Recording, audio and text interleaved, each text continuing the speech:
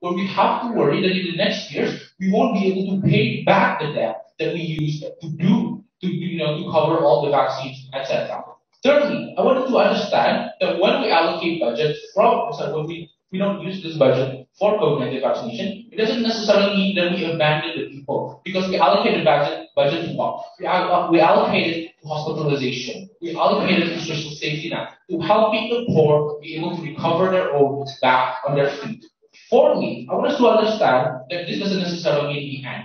That is to say that we will no longer, for example, buy vaccines from other countries, but that doesn't necessarily stop the possibility of us developing our own vaccines, people from our own institution. This is research by the way, different from COVID-19 vaccinations that already exist. Lastly, I want us to argue that the economic recovery and other social safety nets that exist today is more prioritized, should be more prioritized under our side of the house. Why? Two reasons. Firstly, because we understand that in order for us to maintain our GDP, for example, that have fallen more than 10% since COVID, then we need to understand that we need to invest in two things. Number one, in the local businessmen who empire in our own corporation, for example, like banks and small business. And the second thing we need to understand that the infrastructure that we're building today that has been pushed by our president aims to eliminate the social poverty, and then it aims to increase jobs, it aims to reduce the amount of people who are going to die on the streets, hungry and sick. That is what we want to propose in government. Stop fearing COVID, live with it, and we understand that now there's another priority to be made. So proud to propose. For the Deputy Opposition Leader, Ms. Wade. Please open your remarks.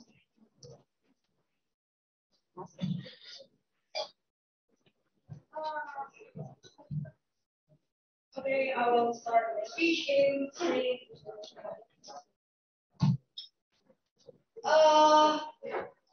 We as the opposition team also disagree with the argument of the government allocating the budget of COVID-19 vaccination.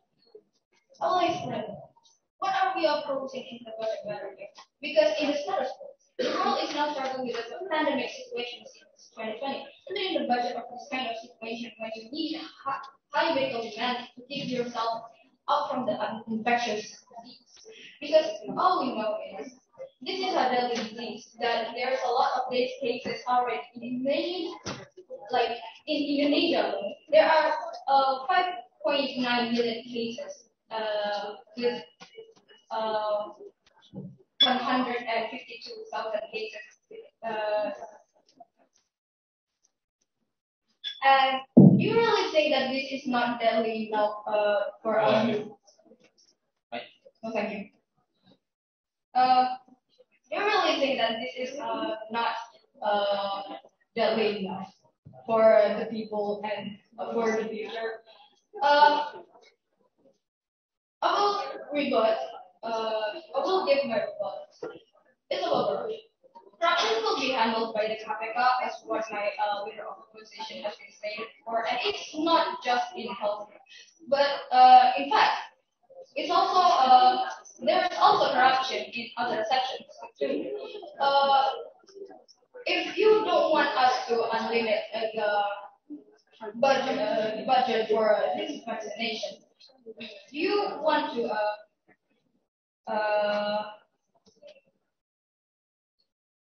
make the healthcare of Indonesia to slower their recovery.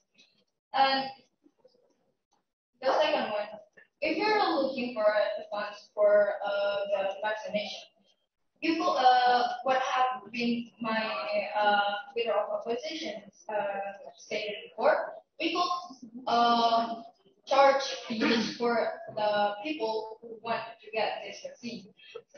Also, there is also other solution, like we could charge some taxes for additional taxes for this kind of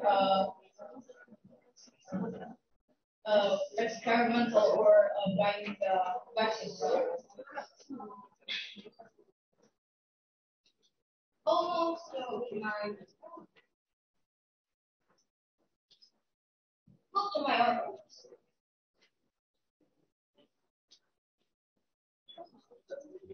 I will try to repeat what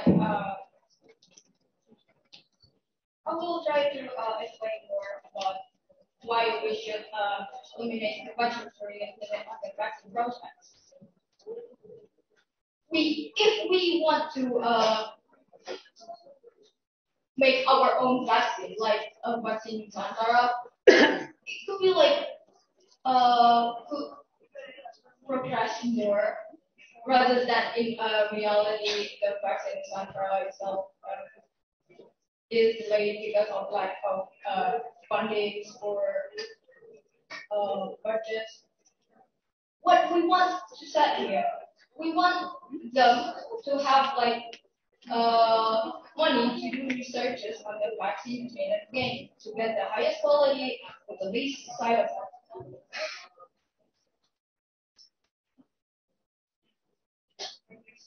I guess that's all from me. Thank you very much. The governor will have his share. Please, let's start from now. I'm going to start my speech in 3, 2, 1. Okay, ladies and gentlemen, the topic of our debate today is whether or not we would allocate a budget for COVID-19 vaccine. Now, as the government side of the House, we agree with this motion of no longer allocating all of our country's budget towards COVID-19. First of all, I would like to clarify a couple of points that my previous speakers have brought up previously. So, the opposition side of the House has repeatedly, in their argument, stated that in Indonesia there are 5.9 million cases, and they say that they think that it's not deadly enough, and they kept on saying that these would that they kept on saying that our side of the House does not care. However, I would like to clarify that seeing as our country has already had 93% of our citizens vaccinated for the first dose, and 73% has already been vaccinated for the second dose. Now, I would like to clarify that this is already inside herd immunity, right? So, by saying that we would allocate money towards the COVID-19 vaccine, it would no longer be effective because we already have something that guarantees that our citizens are safe. Now, I would like to also bring up a point that even with the vaccine, it does not guarantee that people will be safe from COVID-19, right? People can still suffer from COVID-19. People can still suffer from COVID-19 even though they have already been vaccinated, right? So I do not agree with the opposition side of the House saying that we do not care to the safety of our citizens because we do not provide vaccines. Okay. I'm also going to point out that the government side of the House, the opposition side of the House said that if people wanted to get a vaccine, that they would charge fees for people to get a vaccine. And I would like to point out that that is exactly our point. If people wanted to get a vaccine, because most people have already gotten the vaccine, they can pay for that themselves. Right? That is exactly our point. I would like to clarify that the topic of our debate today is whether or not the government would create the budget for the vaccine, right? Not individuals. Individuals are welcome to pay for the vaccine for their own. However, we believe that the government would not should not provide a budget for COVID-19 vaccinations anymore. I would like to say some arguments that my previous speakers have brought up previously, which are the budget can be used for better things such as recovering economy and social welfare. We need to recover our economy because at the end of the day, a government's main goal is to make their citizens be safe and to make their citizens have a good life, right? So by doing this, we are able to make sure that all of our citizens will be safe by recovering their economy and social welfare. Right? Now, our country has already allocated enough of our budget to COVID-19 vaccines. So by allocating more of that money towards COVID-19 vaccines, that would create an excess amount of money. Now, the opposition side of the House has previously brought up that this is not cause of corruption because we already have factors and we already have people who are in charge of that. Right? Now, we believe that, as my previous speaker has brought up previously, we have many cases of corruption, even without the excess money. Now, with the excess money that is already brought up from these excess COVID-19 funds, we believe that the corruption will still continue because, like from the status quo, it's already happening, and it's already happening even without the excess amount of funds. So we believe that with allocating our budget to already existing sectors in our country, with solving other problems that are not only the problems of COVID-19 vaccine. It would solve problems from it would also recover our economy, and it would also help to protect our country socially. Now we believe that, and because of that, we believe that our side of the house should win this argument. Therefore, we are proud to oppose. Okay, for opposition with yours. Let's start from now. Wait, can I set my timer? Like, I will say we'll start in 3, 2, 1, and we'll set the timer. It's time. Okay. So, good afternoon, ladies and gentlemen. I'm the third speaker of the opposition team. My name is Faisal Fatima from Smiley Cameroon, and we state against this motion. First of all, before I move on to the questions that we talked the most during this debate, I would like to give some rebuttals to the government's arguments. First one, you stated that the spreading of this COVID-19 has been progressive, like most of people in Indonesia has been vaccinated. But when we believe this COVID-19 is already mutated. We all know about it. But with the improved vaccine, we will overcome this with the better vaccine. Also, UMKM that they try to think will also slow us because of this COVID-19. But with our proposal, we will reduce this COVID-19 and our citizens will be more brave to do it. Second rebuttals. We meant to sacrifice this in the short term and want to overcome it in the long term. Because with this vaccine, we can export it. Our citizens will be more immune, that will make our businesses going alive again. Because of their customers is immune enough. And then, you also stated that you want this country to live with this virus. But as we stated before, we're not ready to do it yet. So we need to create the faster part of immunity. Okay, and then I would like to explain why our side of the house deserves to win this debate. We go on and on about which side of the house would give a better future about this. Even if we want our world to be productive and don't rely on the COVID-19 circumstance, but to reach this, we have to reach herd immunity first. We believe that if we don't limit this budget, we can reach the government side of the house goals even faster and on a lower rate. We also give you a better choice to increase our own profit as Indonesians. The government side, we want you to know that we can do your goals if we cannot reach the herd immunity faster. There will be a lot of problems when your side of the house goes. That's why, honorable judges, you have to count our arguments because our arguments are solving the problem that we face right now. We're not just trying to create another problem. And then I will restate our arguments. First argument, due to the importance of healthcare right now, it wouldn't be a rational or a good thing to limit the budget for this vaccination program. If we vaccinates are important from our side, we could buy enough to provide the whole country. By unlimiting the budget, the local scientists, doctors, and etc. could experiment with the vaccine, so they could get local ones which are more trusted and could give more profit to our country when we exported it. Now, move on to the comparison of our worst case scenario and the best case scenario. Our worst case scenario is people would corrupt the money from these taxes. But if we look at the status quo, corruption still happens. So we can say that if we don't limit this budget, we will still have much money to support vaccination, rather than if we allocate these funds. The best case scenario is our government can rebuild other sectors that were left behind to the COVID-19 pandemic in Indonesia. But they didn't concern about the procedure to reach that. That's why our worst case scenario is more tolerable. Why our side of the house must win this debate, ladies and gentlemen? We're standing on the side of humanity. We want our people to get a better solving from our status quo, and we also give you a rational solution of the problem, which is taxes and subsidies. I think that's all from me, and I'm really proud to oppose. Speaker, we will give you 3 minutes. Please, for opposition team, time is yours. Let's start from now.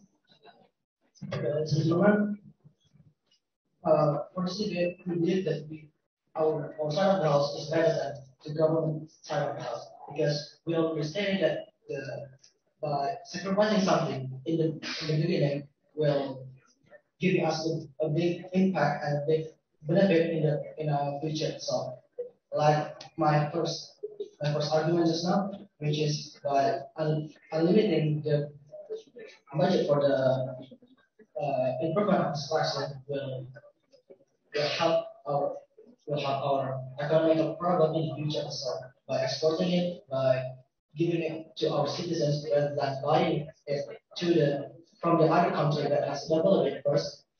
And also this by this uh, the developed vaccine, it will uh, bring our brightness from the citizens itself. That's just they say just now that the complemented is indicated, but as my third speaker already explained just now that with this vaccine, improved vaccine, we can overcome this infection itself. So the people citizens will be immune towards this COVID-19, and we can also developing better vaccine. We can with this benefit itself, and then. Uh, And then uh, from their side, the house stated that our by eliminating this budget stuff will cause corruptions. As just my first statement just now, we have been budgeted because we already have KPK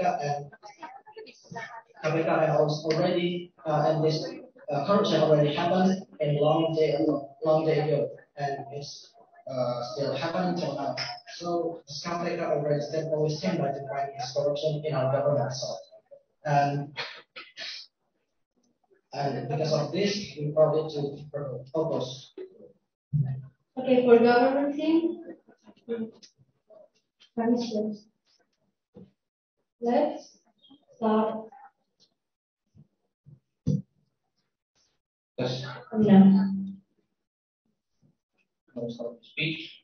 3, 2, 1. Ladies and gentlemen, honorable panel, I think the case is clear today on why opposition failed to propose a case. Two main questions that still hasn't been answered by opposition. First, how do we solve the current status quo problem? I'm not talking about COVID. I'm talking about a problem in our economy today. The fact that unemployment is on the rise, corruption is on the rise, and poverty still plagues our economy today. How do you solve that problem by simply saying, oh, we want vaccination? Secondly, when you talk about sacrificing the short term for the long term, we want to understand how long exactly do you plan on doing this? What is the long term? Is it 5 years? Is it 10 years? And the great question I want to ask is, can we afford it as a nation? Ladies and gentlemen, what we propose to you today on side proposition is not about being cruel. It is about being the government. It is about making the hard choices, and it's about understanding that there are better priorities that we must do today on side proposition. So 5 points that we got. Sorry, 5 points that we found were very flawed coming from opposition. Firstly, when I talk about vaccination, how does that then solve the underlying problem of, for example, poverty?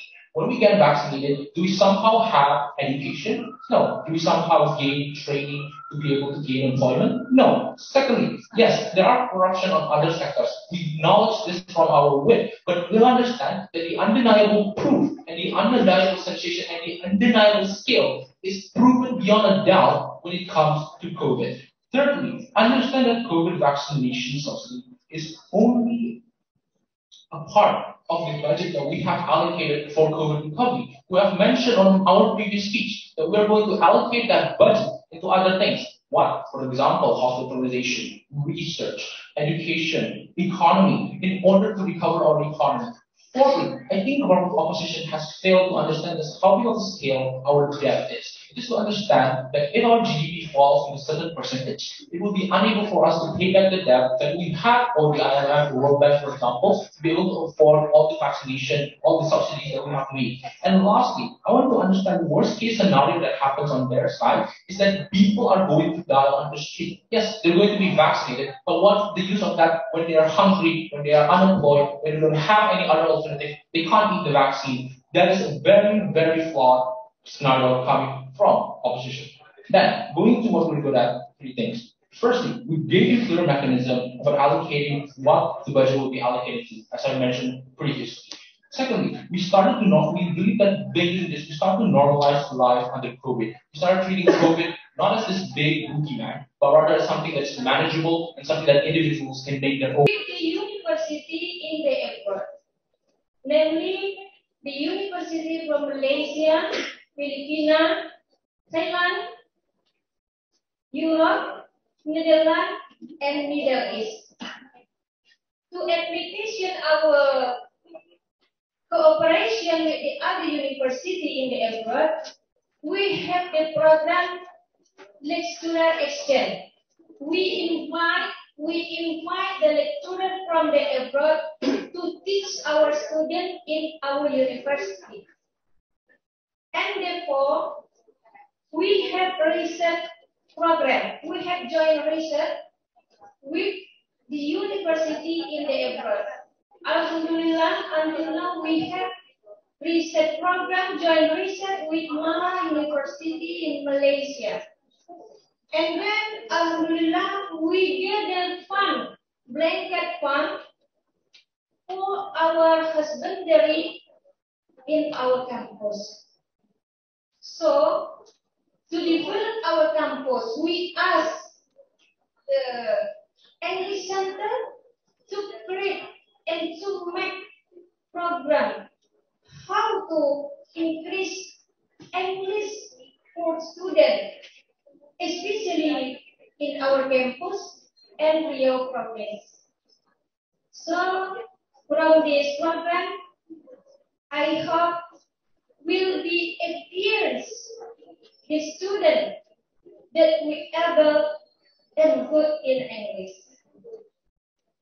As a vice rector, student and army, and very every student, and congratulations who is the winner today. I don't know. I think that's all. Good job. Thank you. Assalamualaikum warahmatullahi wabarakatuh.